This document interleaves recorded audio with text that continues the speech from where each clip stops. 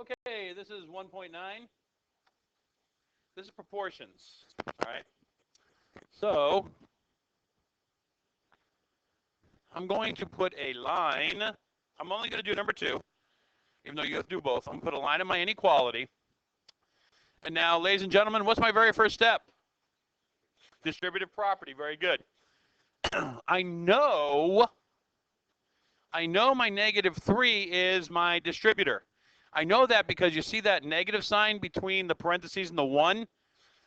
That tells me don't distribute the negative 1. So I distribute the negative 3. Okay, so I'm distributing the negative 3. So I take the 10x and the minus 8, and I keep it right there, and then I have my less than sign. Do not be afraid to write this stuff. Take your time. A lot of you make very little mistakes that you know better because you're rushing too much. Slow down and draw these rainbows because that reminds you to multiply it to everything. Negative 12x minus 6, and I bring my negative 1 down. Don't try to combine the negative 6 and the negative 1. Just write that whole step out. Drawing the rainbow helps you to remember to do both. A lot of times you'll just bring down the negative 2. So now, what's my next step, kids? Combine like terms. Here, I have negative 6 and negative 1. So I rewrite 10x minus 8 is that less than negative 12x minus 7. Please put negative 6 minus 1 into your calculator. If you think you know the answer, okay, but just check it to make sure. So now I have to get all the numbers with letters on one side, all the numbers without letters on the other. I tell you, move the smallest number with a letter first. That means I'm going to add 12x to both sides. So that means I get 22x minus 8 is less than negative 7. Now I have to add 8 to both sides. 22x is less than negative 1. Oh, very good.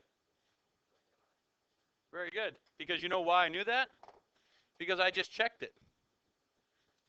Negative 7 plus 8 equals, ooh, positive 1. See? See? I put the answer down, then I checked it, yes.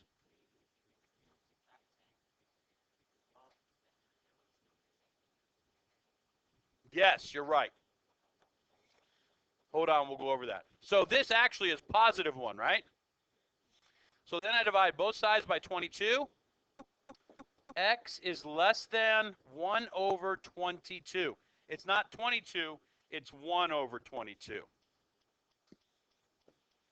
Okay, now we're on to today's lesson. Today's lesson involves fractions that are equal to each other. Now, whenever you have an equal sign, in order to solve for x, you have to cross multiply. This, oh, what the heck was that? This is what I mean. I have to multiply these things. I have to cross multiply. Now, I know what you're thinking. How do these fractions equal each other? Well, they can equal each other because, let's say here, 1/2 is equal to 2/4. Those two fractions are equal, aren't they? Yeah, this hasn't been reduced. So these two fractions are equal. We just can't see it because we don't know what the x is. And then once we find the x, it gets crazy. But I'll show you how they equal. So what do I mean by cross multiply? Here's the first thing you need to do. Draw a line at the equal sign. Now, it doesn't matter what you put on the right or the left, but you have to separate it. So when I multiply when I multiply x times 5, I get 5x, correct? That has to go on one side of the equal sign. Now, somebody tell me what 7 times 14 is. What is it? 99. 98. Yes, it's 98. That has to go on the other side of the equal sign, okay? So now, am I done? What do I have to do? Divide by 5, right? So I divide both sides by 5, and I get x equals 98 over 5. So if I want to see if I did this right, where do I put the 98 over 5? I put it in for x, right? So wait a minute. You're telling me that 98 over 5 over 7 equals 14 over 5? Is that what you're saying? I don't know. Let's see. So I come here to my handy-dandy calculator. I used to love Blue's Clues. I did. I watched it all the time with my kids. Get out my handy-dandy notebook. I haven't seen it in a long time. Is it still on? It's not on? Oh. I like Steve. That show was not trash. Okay, so I'm going to delete this all out here. Okay, now watch. Fraction bar, fraction bar. In my top fraction bar, I put 98 over 5. And then underneath that, I put 7. And then I hit my equal sign, and ta-da! 14 over 5. I hope this shows up on the recording. It's correct, right? 14 over 5. Now watch what else I can do. Fraction bar, 98 over 5, arrow over. Because a fraction bar, what does that mean? That means division. Divided by 7 equals, ta-da, 14 over 5.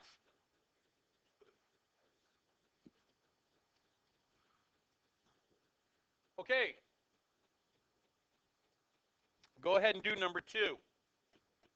Okay, we had a good question. Where do I put the negative sign? The answer is anywhere you want. You can put it with the top number. You can put it with the bottom number, but you can't put it with both. It doesn't matter which one's negative, but one of them has to be negative. You guys have to understand that 7/9 is one number. Doesn't matter where you put that negative sign. What does matter is that gets multiplied to that, and that gets multiplied to that. So it doesn't matter if you have negative 7x or positive 7x. Line at the equal sign. So now I have 7x equals negative 27. But if you did this, if you did 27 equals negative 7x, you're going to get the same answer. See? Teach algebra, end racism. What do I do here? What do I do here? Divide by what? X equals negative 27 over 7. What do I do here? Divide by negative 7. 27 over negative 7 equals x. These are the same answers. It doesn't matter that you're negative sign. And if you want to, you could just do this. X equals negative 27 over 7. It's all the same. Okay, now we're going to move on to number 5. We still do the same thing. This gets multiplied to this. This gets multiplied to this. I put the line at the equal sign. I'm going to multiply 4 times 4x first. What's 4 times 4x? 16x equals, now the 5, this now becomes distributive property. I have to distribute that 5. 5 times 9, 5 times positive 2. 5 times 9x is 45x. 5 times positive 2 is plus 10. Please make sure you have your sign in between your terms. Now I'm just solving the problem. So now I told you move the smallest number with a letter first, right? So if you do that here, you're going to get 0, which is fine. But this isn't an inequality, so it's not quite as important. I can subtract 45x first if I want to. This cancels out. What's 16 minus 45? Negative what? Equals 10. Now, the important thing is the answer to this went on this side of the equal sign. The answer to this went on this side of the equal sign. You have to have them on opposite sides. Sometimes you guys will get confused. You'll put them on one side of the equal sign, and then you don't know what to do. Oops, forgot my x, didn't I? Now I divide by negative 29. X equals negative 10 over 29. Negative 10 over 29, same thing as 10 over negative 29. Okay.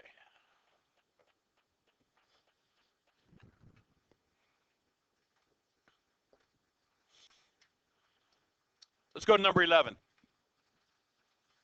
Juan went jogging and burned 675 calories in 60 minutes.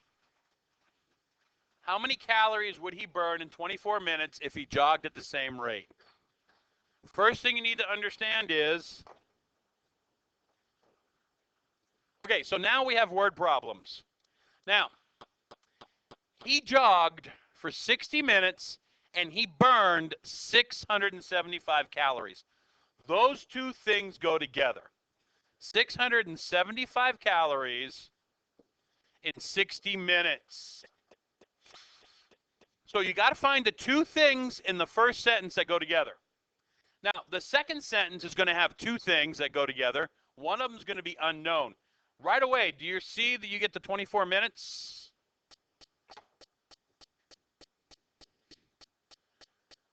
Now, what should go with 24 minutes? Yeah, X. No, I got it. Now, here's the important part. Where is my minutes? In the first one, are my minutes on top or bottom? They're on bottom. So you have to put your minutes on bottom. I don't know how many calories that goes on top. That's the big thing here, okay? See, calories are on top, minutes on bottom. So calories have to be on top, minutes on bottom. I don't care if you put 60 over 675 as long as you have 24 over x here. Now, this is the same thing we've been doing. We're going to cross multiply. We're going to solve for x. We'll have our answer. Okay, if you have any questions, please come in. Love you. Have a nice day. Bye-bye.